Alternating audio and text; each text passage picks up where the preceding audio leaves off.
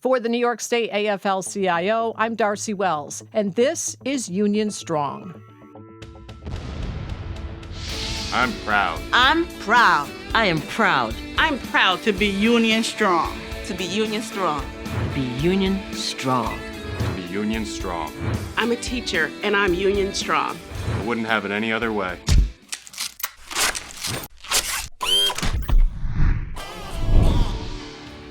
The federal budget bill currently before the Senate is being called One Big Beautiful Bill by its supporters. But U.S. Senator Kirsten Gillibrand calls it a big, beautiful betrayal of working people. The bill would be devastating for workers and their families, all to pay for more tax breaks for the wealthy. Joining me to talk about what's included in the bill and the impact the cuts would have is U.S. Senator Kirsten Gillibrand. Senator Gillibrand, welcome back to the Union Strong podcast. Hi, how are you? I'm very well, and our president, Mario Salento, wanted to be sure and say thank you, and he appreciates your time because there's certainly a lot going on right now. There sure is, but it's a really good time to make sure your members know what's happening and what's at stake. So I know that you've been going across the state talking to constituents about the reconciliation bill, or the big, beautiful betrayal, I've heard you call it. What are you saying to constituents? What do you want them to know about what this bill would do, as it is now, to working people? So the biggest concern that New Yorkers have right now is the cuts to Medicaid. They are cutting Medicaid by $800 billion. And they are affecting 14 million people. Will now have they won't have access to their health care. Now, people on Medicaid include people with disabilities, veterans, children, new moms, and older people. And so it really goes to the heart of those most vulnerable who need access to health care. So that's problem one. The second problem is it rolls back a lot of support systems for those hardworking Americans who need a little bit of extra help, like the SNAP program, to fund food security. It cuts hundreds of millions of dollars out of the SNAP program, which are devastating because SNAP program helps seniors and helps children most. And nobody should be going to bed hungry in this country. So those are just two of the provisions. There's specific ones about labor and specific ones about Medicaid and healthcare that we can go through, but that's the top line concern. And I know, especially here in New York State, Governor Hochul's been talking about what it would do to the state budget. And there's talk about coming back after the legislative session ended to address these things. Does it hit New York particularly hard? It does. So those SNAP cuts alone are going to impact New York by hundreds of millions of dollars. Right now, overall, the country, the Republicans' bill cut SNAP by $300 billion, which will mean 11 million Americans using the SNAP benefits. Approximately 2 million children will get cut. So for New York, that's approximately 680,000 New Yorkers are at risk of losing some or all of their SNAP benefits. So it hurts our farmers and it hurts our families and hurts New York in particular. And if you look at the cuts to Medicaid and Medicare, I might even have a number of New Yorkers that are affected by that. Let me see if I can find it. 1.5 million New Yorkers are at risk of losing their health insurance, and dramatically shifts the cost of care to state budgets that providers won't be able to get the resources they need to provide health care. One of the other things that we've been focused on is we've been here in New York State legislation that will put up some guardrails when it comes to artificial intelligence and how we use that. You know, is it going to replace workers? How are we going to protect the privacy of workers and people who rely on these services? And now we're seeing that in this bill, they're talking about a moratorium on those types of guardrails. Are you concerned about that? Yeah, I'm really concerned about it. Labor unions have been at the forefront of understanding how AI will displace workers. We marched about that with SAG-AFTRA and other union members because we didn't want AI-generated content for our movies, for our plays, for literature. We want those things written by humans who are expressing human experience, as opposed to an AI who generates content off the work of humans and compiles it based on work that other people have already done without any credit, without any attribution. And so it's very problematic to take away a union's right to let their employers know that if AI is going to be used in their industry, that they have to have a say. So one of the things that we're involved in over the past several weeks is a Fightback campaign, and we're doing Zoom phone banks and things and trying to get members understanding what is at risk here. But I wonder what you would recommend and what you ask of constituents. And being a senator, as long as you have, what gets to you. What kind of message? Is it a letter? Is it a phone call? Is it an email? Like, what would you say to people that they can do to really make a difference right now? Well, I think for union members, we have to be really clear about what this big, beautiful betrayal is doing to them and their families. In the last election nationally, a lot of union members voted for President Trump. And they voted for him for many reasons. Maybe they liked his brotasticness. Maybe they liked his assertiveness. Maybe they liked his, very direct and simple promises to get costs of groceries down, to get costs of healthcare down, to get costs of housing down. But President Trump hasn't done any of that. Our groceries are still too expensive, our housing is still too expensive, and Trump has done nothing to take on Big Pharma. And so as a result, our costs are still too high. And so what I think members should do, if they're willing or interested, is just to lift up their own story. If their healthcare has been cut, if they're worried about food insecurity for themselves or their communities, to make sure people know how they feel. Because as members of a union, your opinion goes a lot farther than my opinion. Your peers will respect your opinion about what's right or wrong. There's a lot of former Trump voters who didn't sign up for this. And saying that specifically, saying, I didn't sign up for this. I didn't sign up for this chaos. I didn't sign up for the increase in our food and our housing and our healthcare costs. I didn't sign up for my mother or sister being cut off of Medicaid. I didn't sign up for a lack of food security, so our kids are going to school hungry. Those are really important messages for union members to talk about, because if their peers hear them feel dissatisfied or frustrated, they may themselves rethink how they vote next time. I think it's really important that these moments in time don't go unnoticed. It's really important to speak truth and to talk about what these policies are doing to our lives. And are you hearing that from people? All the time, all the time. So like, for example, let's look at tariffs. Tariffs is something that some unions will support in some parts of the country for some industries. Like I would support a tariff that protects American-made automobiles, 100%. But do I support across the board 50% tariffs on everything, things that we aren't making or have any ability to make or never made? Probably not, because that just means the cost of everything we buy day to day goes way up.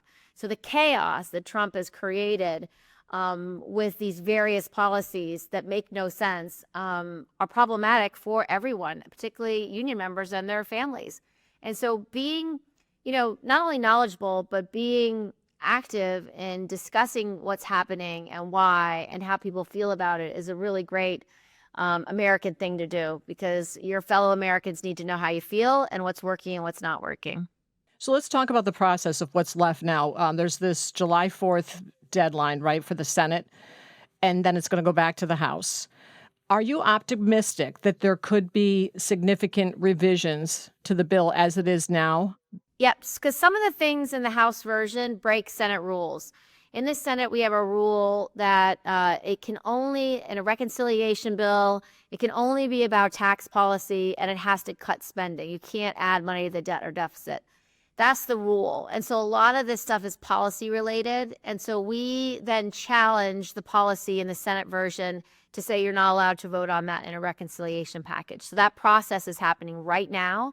So we are making our case to the parliamentarian about what policy shouldn't be in there. It's called the Byrd Bath, and it's named after a senator called Senator Byrd, who demanded this to be part of all rescissions and reconciliation packages. And so it's the norm for the Senate. It's our own rule.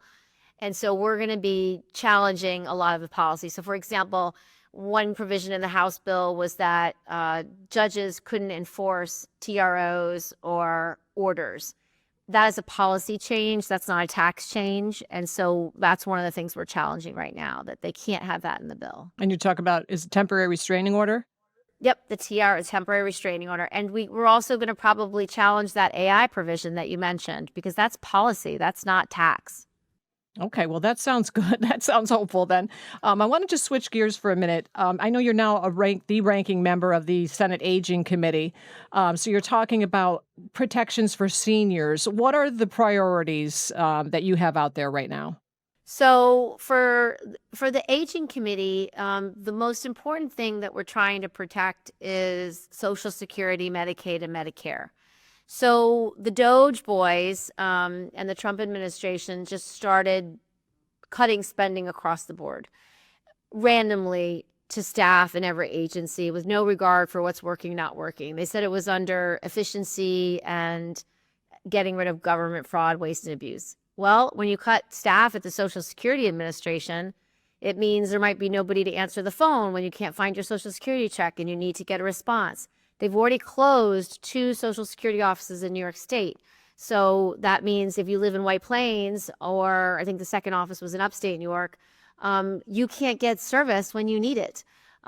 So it's problematic. And so talking about cuts to Social Security are unacceptable, that nobody signed up for that.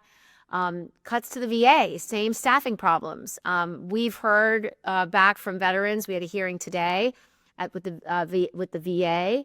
About the fact that people with mental health would be calling in to get mental health services or doing telehealth appointments, and the therapists didn't have privacy to have those phone calls or to have those Zooms. That they were, in cubicles where people can overhear what's being said, and a lot of those therapists took meetings from home and they were not allowed to do so. It just disrupted the confidentiality that veterans deserve. And so I challenged the head of the VA today on what are you doing for these policies to make sure we have privacy, so when they have calls with therapists and psychologists and psychiatrists, that they have privacy. And so I've demanded a response on that. So I'm really trying to highlight for the Aging Committee and for New Yorkers the types of cuts that are really harming older people. And as I said earlier, those SNAP cuts, Meals on Wheels, the types of programs that help older Americans, they're being cut. And for Meals on Wheels in particular, that one hot meal a week might be the only visitor that senior gets. It might be the only prepared meal that senior has. So it's very damaging when you cut these service programs. And finally, to wrap up, there's a Healthy Moms and Babies Act. So I think it talks about insurance companies having to cover the full cost of childbearing, which I guess you would assume that would already happen. What is not covered that we have to do this? Well, so many things are covered. So many things are not covered. And we believe that healthcare is so expensive right now that a lot of families are deciding not to have children or to wait to have children. And so what this does, it makes childbirth free for all families covered by private health insurance by mandating to the insurers that these are essential health benefits that have to be covered. So examples of the type of stuff that we think should be covered, certainly labor and delivery, prenatal, neonatal, perinatal, and postpartum care, including prenatal ultrasounds, delivery services, including anesthesiology, fetal monitoring, consultations with specialists, services related to postpartum health, such as postpartum depression. Some postpartum conditions that get exacerbated or caused by pregnancy include diabetes, hypertension, and obesity, as well as mental health, as I mentioned. Behavioral health services related to new parenthood for adoptive parents, care for miscarriages and spontaneous pregnancy loss. All of these things need to be covered because it's part of having a baby. And that we think this bill, it's already bipartisan. It's supported by me and Senator Kaine on the Democratic side and Senators Hawley and Cindy Hyde-Smith on the Republican side. And so I'm optimistic that this is the kind of bill we could get a vote on. And that would help a lot of your members because having a family is so expensive right now. And a lot of your young union members would want to know that their health care is covered for them and their spouse when they have a child. Well, great. What we're going to do is include in our show notes a link to the newsletter. So if people are interested in more of this information that you're talking about in these bills, that they can get that and they can get involved. But I just want to give you one more chance before we sign off on. I love that idea of sharing the stories. So you really think that that would be the best way? For example, if maybe you know somebody who's elderly or a family member relying on something like Meals on Wheels, to share that with their representative. Just take your phone, ask them to explain what happened, video it, and post it. So, videoing your mother who was on hold for 4 hours with the Social Security Administration and telling us what that felt like and how worried she was is really important. Videoing a senior who gets Meals on Wheels who now has been told by her provider she's probably not going to get a meal every week because of the cuts. Or someone who uses the local food bank who no longer is getting SNAP benefits and how the food bank is running out of food. Any story about how these cuts to people and their lives that we rely on as New Yorkers, what's that doing to the people you love, those are really useful stories. So please ask around, has any of these policies affected you? And then if the answer is yes, just film it and post it. It really helps. It helps tell people what's happening. Agreed. It could be a very powerful tool. Well, New York U.S. Senator Kirsten Gillibrand, thank you for taking the time to be with us today. We appreciate it. Thank you. Thank you. God bless. Take care. Joining me on the podcast is Liz ONeal. Hi, Liz. Hi, Darcy. That's something that we always talk about with getting points across, such a powerful tool with storytelling. And I think that was really good advice on her part if folks out there have stories to share about what these cuts are going to mean to them. Yeah, absolutely. These stories are what makes it real. And that's what we do here on the podcast is we tell these stories and we see firsthand how well it works. So I definitely think that was great advice that the senator had there. Yeah, so we're doing a lot. I mentioned it a little bit in the podcast about our Fightback campaign, and that involves Zoom calls where we're going to be connecting people to union members and then to their Congress member. Tell us a little bit about that. Yeah, so there are going to be virtual phone banks happening. So you can get a training at the start over Zoom, and then there's a system that will connect you with fellow union members where you can tell them how important it is that they contact their Congress member to talk about these cuts and the devastating impacts they could have on working people and urge them to put a stop to it. Right, and I think that you can probably, they can draw those stories out by having those conversations because I think a lot of times people don't realize they might have, a story they can share until they start talking about it. Absolutely. The senator also talked about a couple of things she's involved in with helping seniors, and then that bipartisan bill to help with the costs of having children. So I know she has a newsletter out. Where can people find out about that? Yeah, so we'll keep our show notes updated with these links so people can check it out. Okay, good. Thanks, Liz. Thanks, Darcy. This has been a production of the New York State AFL-CIO. Our president is Mario Salento. Our secretary-treasurer is Terry Melvin.